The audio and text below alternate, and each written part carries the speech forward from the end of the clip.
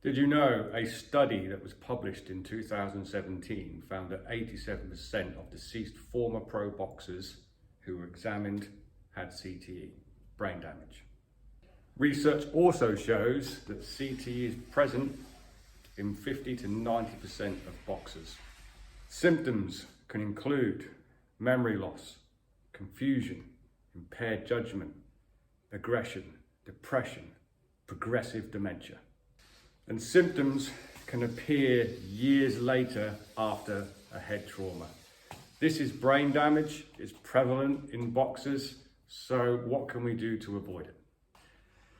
You see, as prize fighters, we have to accept that this is potentially a problem, and people who work with me will tell you that I do show symptoms of CTE, and I'm not surprised. I have took a lot of head trauma over the years. But not everyone who is into boxing is going to be a fighter. Not everyone has to go into the ring and experience this, but we still come to the gym and we like to train. So we need to, in my opinion, limit the amount of head trauma that we take. Now, I do come from the school of hard knocks. Back in the day, everything was train as hard as you can. Train hard, fight easy. That was the thing. You know, people were getting rattled in the gym all the time. Believe it or not, head guards are not there to stop you getting brain damage or taking hard shots. They're simply there to avoid headbutts, stop getting cuts, so you can't have your fight in however many weeks' time it is. Do you need to hard spar? If you're going to get into a boxing ring or a cage or whatever, and you're going to fight, then absolutely yes you do. Because if you don't, when it does happen, it's going to be that shock and awe that happens to you, and you're not going to know what happens to you. So yes, if you're going to fight, you need to hard spar. I used to say years ago, as I was starting to go down this train of thought, that you don't want to be getting punched in the head unless you're being paid for it. And to that degree, it's still true, but you do need to be getting punched in the head if you're going to go into a match. However, when you're training, sparring done correctly is fun. There is still an element of you're going to get hit in the head, so it is a risk. It's one of those things. Personally, we have 5 levels of sparring here, because if it's done correctly, it should be fun. Level 1 sparring is what we call drill sparring. The only protection you need is obviously gloves and a gum shield, and it's where it will be controlled in an environment where partner A will throw a jab at you, and you'll learn several ways to deal with the jab. Maybe it's just as they throw the jab, you catch, and then you'll throw your jab back again, nice and controlled, they'll catch, and you'll do that for a round. It's drill sparring. Maybe they'll throw the jab and you'll slip it and you'll throw the jab back, and maybe they'll do something else. Maybe they'll high guard and move. So drill sparring, that's where you start to learn. Level 2, similar principle, although it's a little bit more free. Maybe we'll work on a certain sequence or something. Maybe I'm throwing a jab, cross, hook, and you're dealing with all 3 of those and moving off, and then maybe you'll throw that back. Level 3 is where most of our sparring is done. That is head guard, gum shield. Be honest with you, we don't bother with groin guards. It shouldn't be that hard. There are some ladies that spar here. We don't bother with breast guards and stuff like that. And it should be free-flowing, light contact, where you're not scared to try new things. Okay, it should be, there's a bag here. If I'm sparring with someone at level 3, it's kind of got no gloves on. I don't advocate punching a bag with no gloves on, but it should be nice and light where I'm okay. Just here. Still pretty quick, but see how the bag hardly moved? It's kind of light contact. Yes, there will be accidents. Something happened the other day. I tend not to throw uppercuts intentionally in hard sparring or like overhand. Bear in mind I'm a southpaw, so my overhand is my left. If I do throw them, I deliberately miss. You know, if you're throwing a jab, me being a southpaw, and I slip, I don't have to land that to know that I could have. Something happened the other week. I was working on timing for an overhand because it's free sparring, so jab came in and I was missing it. I was deliberately pulling it a little bit short. Chap came forwards. I was there, bonk, and I was, oh, sorry mate. It landed, not hard, didn't stun him or anything like that, but it landed harder than I intended to because he came forward as my shot came in. So accidents will happen, but you want to avoid those hard shots as much as you can. So level 3 sparring is fun. Yes, you might get a little clip on the nose, it might make your eyes water, but that's part of it. It's not rocking your head back and forth, so you're minimizing the amount of trauma that your brain takes. I've been doing this a very, very long time now.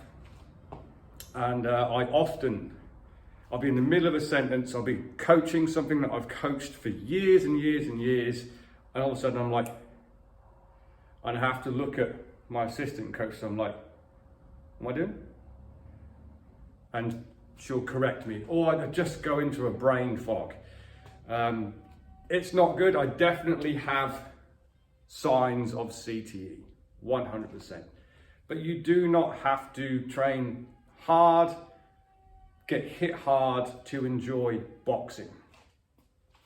Let me know, do you spar hard all of the time? You know, is it because it makes you feel tough? That's what a lot of people do. A lot of people get into something like boxing because maybe as a child they were bullied. I was. Maybe you have something to prove. It's just one of the things. People fight for different reasons, usually for ego or they have something to prove. And the truth of the matter is, if you want to be a fighter, you need an ego and you probably have something to prove. So that's not a criticism. But there is, I can't think of the word. There is a thing in combat sports where we want to be tough. And I was one of them people. I must admit I was. I wanted to train hard. I wanted to prove how good I was. And it was silly. It's how it is. You can train more intelligently. Look at people like George St. Pierre, one of the greatest MMA fighters that ever has been. He plays spars. Max Holloway, same thing, they play spar. Go to Thailand, they play spar all the time. There's a thing called neuroplasticity. That was a big word. So imagine here's a curve from this hand to this hand. This is you asleep, this is you in fight or flight. Somewhere in the middle of that is where neuroplasticity happens, and that's where it's play mode.